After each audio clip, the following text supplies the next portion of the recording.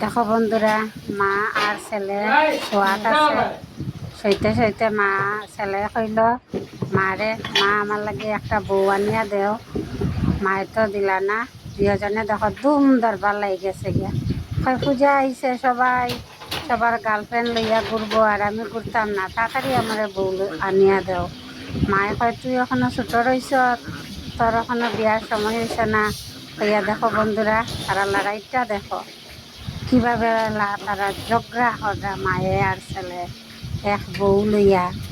হ্যাঁ, ছেলে কয় বিয়া করতো আর মায়ে কয় না, তুই এখন বিয়া করতে পারতে না, তুই ছোট।